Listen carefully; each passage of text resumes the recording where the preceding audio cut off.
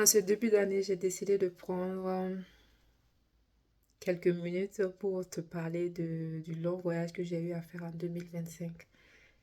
Alors, bonne et heureuse année d'abord. Je vous présente tous mes vœux de bonheur, de succès, de santé, de prospérité et de tout ce qu'il y a de meilleur pour toi et pour moi. Que ce soit notre partage. Euh, je veux commencer, je ne sais pas par où commencer, mais je vais être transparente avec vous dans cette vidéo. L'année 2024 a été une année très difficile chez moi. Honnêtement, là, c'était une année difficile. Je dirais la pire même. Mais pendant ces moments difficiles, j'ai eu ma rencontre avec Dieu. C'est ce que je retiens. Je ne veux pas trop parler de spirituel ici parce que j'ai décidé de créer un groupe sur WhatsApp pour ça et j'ai décidé de créer une chaîne et aussi YouTube sur ça. Pour ceux ou celles qui sont intéressés, vous pouvez nous écrire et ça va nous faire plaisir de vous ajouter sur ces groupes-là.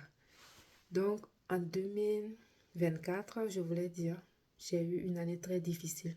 Déjà sur le plan de la santé. Ça n'allait pas trop. Je vais enlever ça, ça n'allait pas trop. J'ai passé une année très difficile.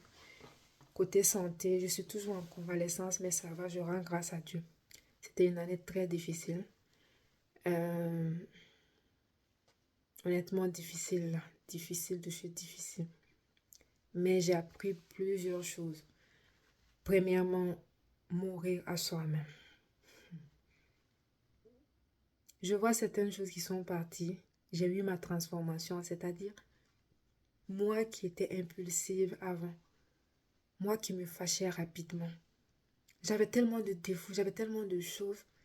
Mais cette année, j'ai vu que j'ai eu une transformation. Je n'ai plus ces choses-là. Et je rends grâce à Dieu. Et j'ai appris à lâcher prise. J'ai appris ce qu'on appelle le lâcher prise. Et je disais, j'ai appris aussi ce qu'on appelle mourir à soi-même. Il y a Papa Karambéry qui nous a enseigné ces choses-là pendant plusieurs mois, plusieurs années même. Mourir par soi, à soi. Mais il disait par exemple, je voulais pas rentrer dans le spirituel dans cette vidéo. Quand mourir à soi-même, c'est une grâce en fait. Et tant que tu ne passes pas par cette étape-là, il y aura un blocage à plusieurs niveaux de ta vie. Juste un exemple, il aime citer ça souvent. Il dit, quelqu'un qui boit de l'alcool, tu as beau tout, tu vas tout faire. Ça va être difficile pour cette personne d'arrêter de boire de l'alcool. Mais une fois que cette personne va partir, je n'aime pas dire le mot, va partir, même si tu mets des tonnes de bouteilles devant lui, il ne pourra pas boire puisqu'il est parti. C'est ça qu'on appelle mourir. Mourir à soi-même. Il est parti, tu as beau déposer des bouteilles de vin, il ne pourra pas boire. Tu as beau déposer de la bière, sa bière préférée, il ne pourra plus se lever pour prendre et boire. C'est ça qu'on appelle mourir à soi-même. Si on vient dans le naturel. C'est-à-dire que je vais parler de ça sur le groupe ou au niveau de la chaîne spirituelle. Juste un exemple pour que plusieurs puissent comprendre. Il y a 2 semaines, j'étais en rendez-vous avec une petite fille que je pouvais accoucher. Et j'étais en train de voir comment cette personne me manquait de respect. Elle criait sur moi, elle me parlait mal. Je suis restée tranquille et je la regardais, je souriais. Je me suis dit, mon Dieu, tu as eu la chance. Parce que si c'était mon avant, c'est deux choses. Soit j'allais te régler ton compte sur le champ et te renvoyer, ou bien j'allais me lever pour te frapper. Ceux qui me connaissent pourront le confirmer. J'étais impulsive. Donc, en 2024, j'ai pas eu une bonne santé. J'étais malade pendant 8 mois et j'ai vécu beaucoup de stress, d'angoisse, des crises d'angoisse. Voilà, j'ai fait une autre vidéo pour expliquer qu'est-ce que j'ai eu. Ça va maintenant, c'est vrai que je suis toujours en convalescence, mais ça va. Ensuite, qui dit maladie, je ne pouvais pas travailler à un moment donné. C'était difficile, mais j'ai vu la main de Dieu. J'ai appris à regarder la parole que Dieu me donne. Ça, c'est mon père spirituel qui m'a appris ou apprise, je sais pas, ces choses-là. Quand c'était difficile, je me rappelle qu'il y a des jours, je l'appelais. C'est avec des larmes, je pleurais. J'ai dit, mais comment je vais faire? Elle m'a dit, non, ma fille. Souviens-toi de la parole que Dieu t'a donnée, que Dieu nous a donnée. Nous allons travailler avec ça. Ne te décourage pas, ne désespère pas. Oh Seigneur. Cette année, Dieu m'a béni avec deux mentors. Avec deux mentors. Premièrement, sur le plan spirituel. Il y a 2 jours, j'étais en train de l'écrire pour le remercier pour tout ce qu'il a fait pour moi, c'est-à-dire conseil, soutien, prière.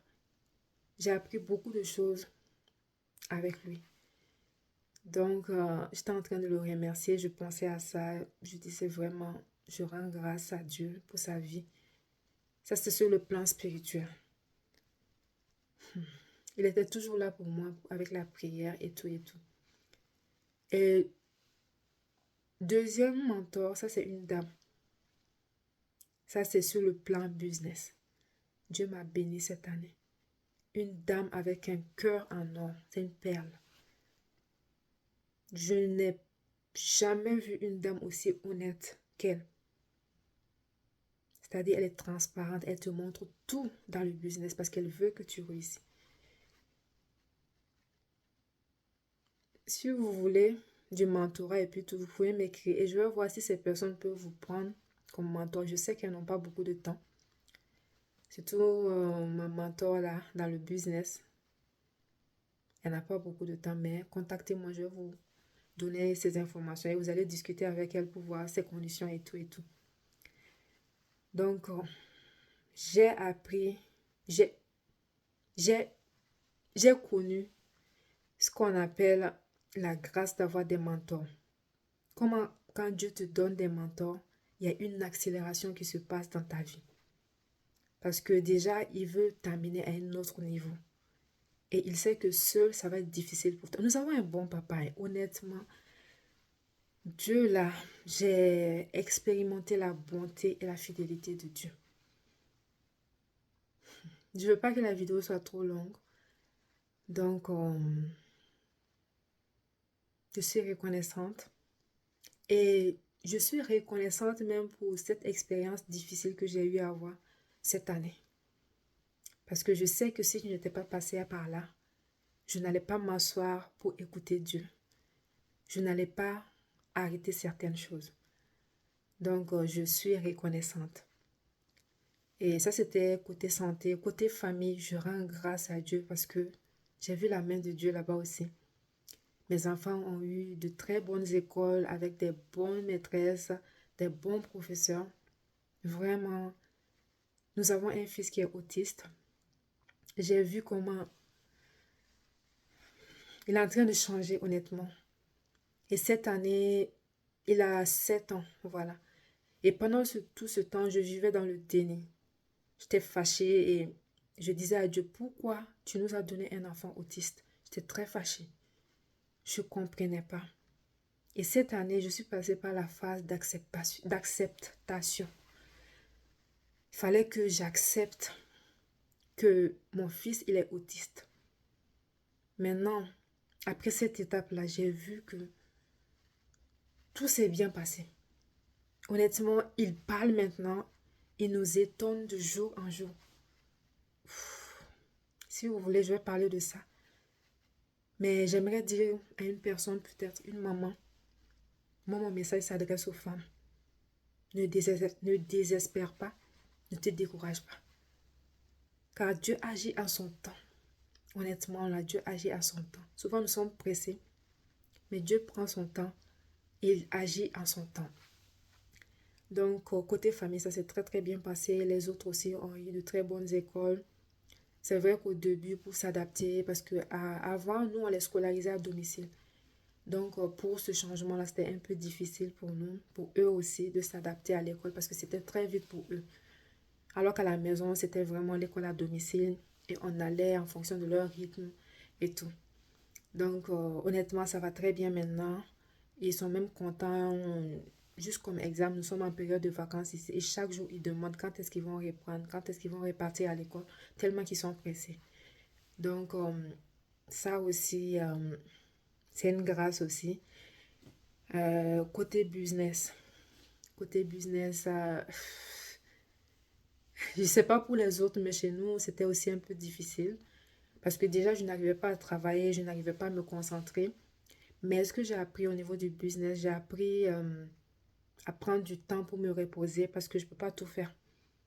La deuxième chose, j'ai appris aussi la force de l'équipe. Pendant ce moment, je voyais comment mes collaborateurs et collaboratrices se tenaient à la brèche, travaillaient. C'est là que j'ai vu, waouh, je suis entourée par de belles personnes. Et en 2025 même, je vais déléguer.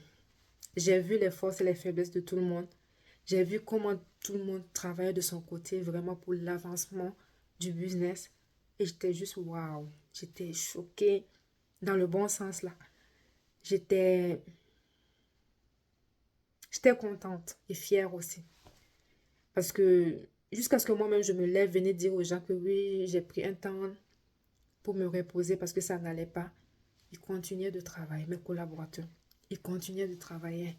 Ils faisaient les publications. Tout le monde savait ce qu'il avait à faire. Waouh. C'est après que, bon, j'ai décidé de venir. Parce qu'il y a beaucoup qui se sont inquiétés de moi. À un moment donné, je n'arrivais même pas à publier et puis tout. Parce qu'avant, il faut dire que c'est moi qui faisais tout presque. J'avais ce défaut-là. En fait, j'avais peur. Je n'osais pas trop laisser la place aux autres quand je parle du business. Je parle du business, bien sûr. Je n'osais pas trop déléguer des choses. Je me disais, ah, est-ce que ça va bien se passer? Parce que j'étais exigeante, j'étais sévère envers moi-même et sévère envers les autres. Parce que moi, dans ma mentalité, si je ne le faisais pas, certaines choses, si je ne faisais pas tout, euh, ça n'allait pas être bien. Donc, déjà là, j'ai reçu ma transformation aussi. En 2025, on va déléguer. Donc, ça ne sera pas moi, non. Je vais même me retirer, je vais me concentrer sur le ministère. Parce que j'avais un appel sur ma vie depuis longtemps et je refusais. Je refusais, mais j'ai accepté vers le mois de novembre. En décembre même, j'ai accepté. Je suis à temps plein là-dedans, dans le ministère. Et déjà, d'ailleurs, beaucoup le savaient même, beaucoup le savaient, donc je suis à temps plein. Donc, on va déléguer des choses. Moi, je serai un peu en retrait et je sais que ça va bien se passer. Nous avons de nouvelles personnes aussi qui vont rentrer dans l'équipe. Je vais voir si on va vous les présenter ou pas. Mais le business, c'est vrai, on a eu des moments difficiles, mais on a vu la main de Dieu puisqu'on a pu payer nos dépenses, on a pu payer tout le monde. Ça, c'était très important pour moi. Même moi, si des fois, je n'ai pas pu me payer, je préfère être transparente. Je l'ai dit, je vais être transparente avec vous ou avec toi dans cette vidéo pour dire qu'il y a des moments où ça va, il y a des moments où ça ne va pas. Il y a des moments difficiles, il y a des moments aussi où tu vas rire, des moments dans la joie et tout et tout. Donc, même si c'était difficile, il y a eu des moments où je n'arrivais pas à me verser un salaire. Mais c'est pas grave. Le plus important pour moi, c'est de payer les autres, de payer les dépenses, les charges. Ça, je suis reconnaissante. Je rends grâce à Dieu. Et ça, c'était business. Et après aussi, par la suite, en septembre, je suis allée m'inscrire à l'université. C'est un retour aux études pour moi à temps plein. Je suis en train de faire un bac en communication. C'est l'équivalent d'une maîtrise en Afrique. J'ai repris à zéro. J'ai recommencé à zéro. Puisque c'est une niche. Je sentais au fond de moi que Dieu m'appelait à faire ça. Dieu m'appelait à faire ça. Et je suis allée m'inscrire. C'est vrai qu'au début, c'était pas facile puisque mon dernier diplôme à l'université, moi, je l'ai eu en 2009. Donc, retourner aux études après 15 ans. Ouf. Et là, je suis maman. Je dois m'occuper de la famille, du business et puis tout. Souvent, les gens me demandent, mais comment je fais? Déjà, étudier à temps plein, là, c'est pas évident. Ils me demandent comment je fais, mais je dis que c'est Dieu. C'est Dieu qui me donne cette force. Sinon, moi-même, je ne sais pas comment. J'étudie à temps plein à l'université. J'ai jusqu'à 5 business que je gère. J'ai la famille. J'ai 3 petits-enfants. Ils sont tout petits. Aucun de mes enfants n'a 10 ans encore. Ils sont tout petits, petits, petits. Et avec ce lot-là, Dieu m'a béni avec un enfant autiste. Donc, c'est la grâce de Dieu qui fait que j'arrive à tout gérer. Et tout et tout. Donc, Côté business, c'est ça. Et côté études, j'ai repris les études. Et j'aime ça. J'aime tellement ça. Je suis en période d'examen comme ça même, mais j'aime ça. J'aime ça. Et je pense que j'ai tout dit. J'ai parlé du ministère aussi rapidement. Je ne veux pas trop parler de ça ici. Parce que c'est pas tout le monde qui va me comprendre. Et il y en a qui vont prendre ça peut-être, oh tu es bizarre, oh tu exagères. Et en 2025 même, je pense que je vais pas trop parler du côté spirituel sur les réseaux sociaux parce que les gens ne comprennent pas. Ils vont juste me regarder comme ça, je vais juste les embrouiller, ils vont pas comprendre. Donc, j'ai créé, comme je disais, une chaîne YouTube pour parler de ça. Mon témoignage, mes expériences avec Dieu, qu'est-ce que j'ai fait, comment Dieu me parlait et tout. Je vais tout partager là-bas. Comment réussir avec Dieu, comment prospérer avec Dieu. J'ai dit avec Dieu, prospérer avec Dieu. C'est pas autre chose. Donc, j'ai créé un groupe aussi sur... désolé, on avait été coupé. Pour le moment, c'est un groupe pour les femmes. Et bon, je vais voir si... Je vais prier, chercher la face de Dieu, si on peut ajouter. Désolée, je pense que je vais m'arrêter ici parce que j'ai reçu une notification comme quoi le téléphone est saturé. Donc, j'ai des petites choses à faire. Peut-être je vais changer de téléphone parce qu'il y a trop de choses dans ce téléphone-là. Donc, je vais m'arrêter dans cette vidéo, mais nous allons avoir plusieurs vidéos cette année et vous allez comprendre des choses. Vraiment, que Dieu vous bénisse. Bonne et heureuse année 2025. Je vous souhaite à vous et à moi-même, je nous souhaite une année de succès, de santé premièrement. Que Dieu nous donne la santé. Ensuite, que Dieu nous donne longue vie. Une année de paix, de succès, de réussite. Déjà, j'ai la ferme conviction que ça va être une année de grande réalisation avec Dieu. Voilà, bonne et heureuse année